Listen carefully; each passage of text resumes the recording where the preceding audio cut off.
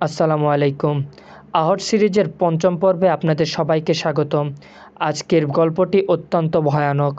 তুমি যখন আয়নায় তাকাও, তুমি কি শুধু নিজের প্রতিবিম্ব দেখো, নাকি কেউ তোমার পিছনে দাঁড়িয়ে থাকে সেটিও দেখতে পাও, যাকে শুধু আয়নাতেই দেখতে পাও? আহটের পঞ্চম পর্বে দ্য মিরর আপনাকে নিয়ে যাবে এমন এক ঘরে যেখানে প্রতিফলন মানেই মৃত্যু। গল্পটি শুরু হয় নেহা নামক একজন তরুণীকে দিয়ে। পুরনো জিনিস সংগ্রহ করতে সে ভালোবাসে। ঋতু তার বোন এবং মালিক পুরনো জিনিস বিক্রেতা। নেহা একটি পুরনো অ্যান্টিক শপ থেকে একটি অদ্ভুত সুন্দর আয়না কিনে আনে। আয়নাটি দেখতে প্রাচীন রাজকীয়, কিন্তু এর ফ্রেমে আঁকা হয়েছে কালো রঙের ঘূর্ণির মতো একটি মুখ, যেটা চোখে পড়ে না প্রথমে। রাতে আয়নার সামনে দাঁড়ালে সে নিজের প্রতিবিম্বে দেখতে পায় এক অদ্ভুত কিছু। তার চোখ গাঢ় লাল হয়ে যায় আয়নার মধ্যে। সে ভয় পায়, কিন্তু ভাবে ওটা হয়তো ক্লান্তির ফল। পরদিন ঋতু দেখে আয়নার দিকে তাকালে তার নিজের চেহারাটা হাসছে, কিন্তু সে হাসছে না। রাতে আয়নার সামনে বাতি নিভে যায়, আর নেহার গলার কাছ দিয়ে কারো নিঃশ্বাসের শব্দ আসে। সে আয়নায় চিৎকার করে ওঠে, তুমি কে?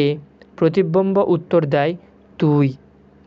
নেহা আয়নার আগের মালিককে খুঁজতে যায় এবং জানতে পারে এই আয়নাটি একসময় একজন তান্ত্রিকের ছিল। তাকে আয়নার মধ্যেই বন্দি করা হয়েছিল মৃত্যুর আগে।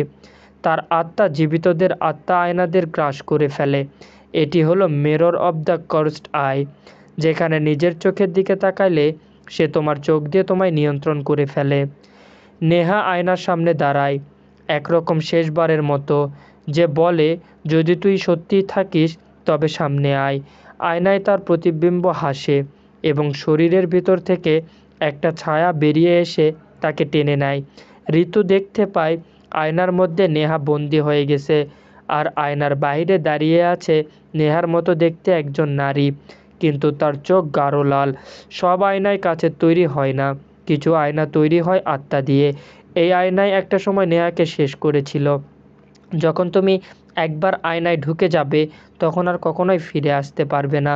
সুতরাং এই আয়না থেকে অবশ্যই সাবধান থাকা উচিত।